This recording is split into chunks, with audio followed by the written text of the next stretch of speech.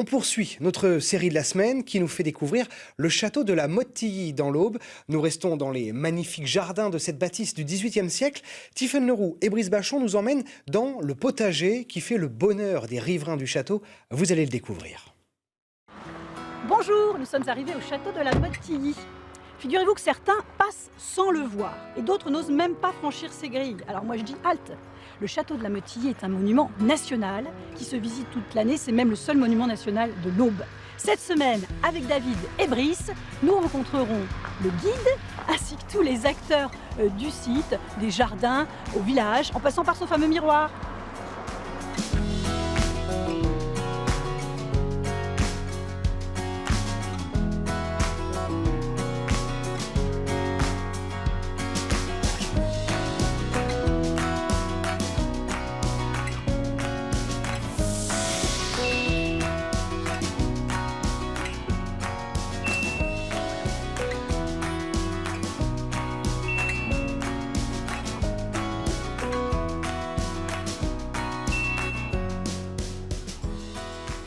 Gianni est passé avant, il nous a fait des traces au sol tous les 40 cm. Ensuite, notre plan de choux chinois, notre pelle, on plante, voilà, on enterre la motte et on vient refermer au collet et on tasse. Voilà. Je le fais et vous allez me dire si je le fais bien, d'accord ?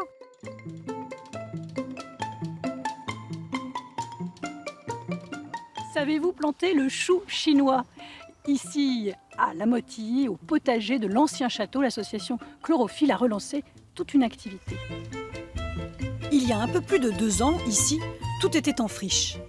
De magnifiques légumes ont surgi dans les allées redessinées grâce à l'huile de coude d'une dizaine de salariés en réinsertion. Ce matin, Simon implante des épinards avec Gianni, ancien relieur.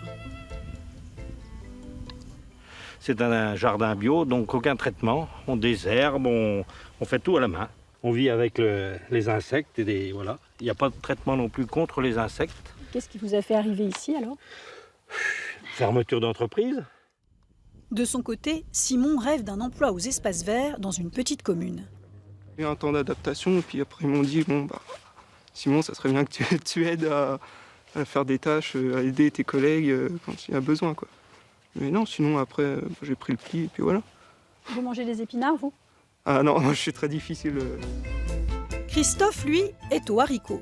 Chlorophylle l'a aidé à se former à la conduite d'engin en contrepartie de son travail au potager. Si je pouvais rester là, je resterais là. Ça me plaît ici. Mais on n'est pas fait pour rester ici. Nous, c'est que temporaire. Je crois qu'on a le droit jusqu'à 2 ans. Grand maximum, et après, c'est... faut aller battre là d'ailleurs, quoi. Ah, mais moi, dès que j'ai le permis voiture, le lendemain, je peux repartir. Dans le TP du boulot, il y en a.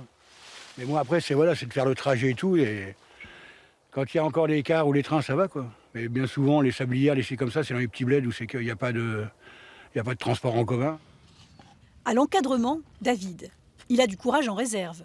Produire au château a ses avantages et ses inconvénients.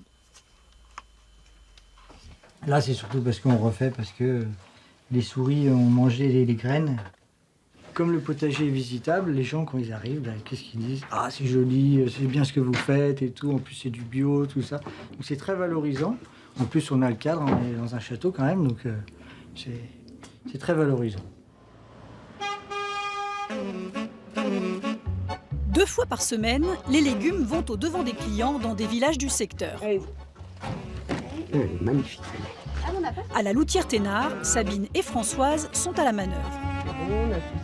Vous êtes vendeuse au départ ? Vous savez vendre au départ ? J'ai tenu un commerce pendant beaucoup d'années. Ah oui. Donc à Paris.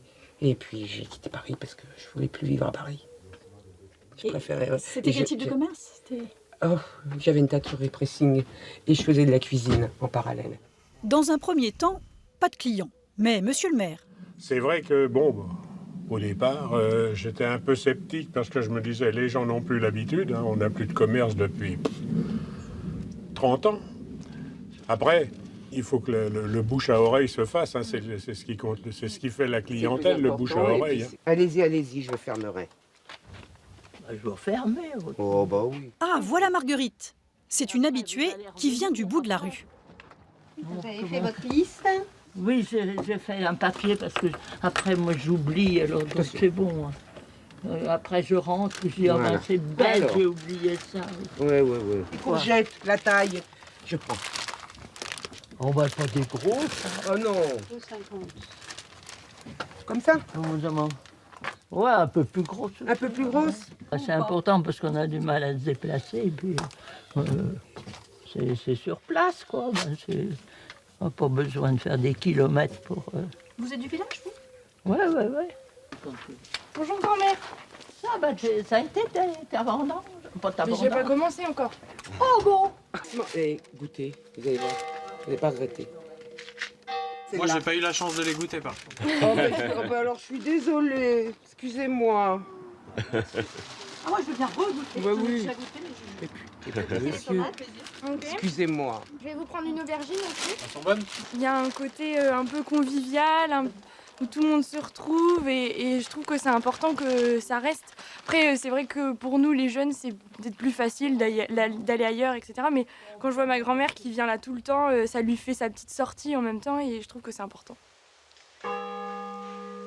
La chloromobile repart vers un autre village. Demain, nous retournons à la Motilly et nous retrouverons le personnage clé, Franck Gérard, dans le village et au château.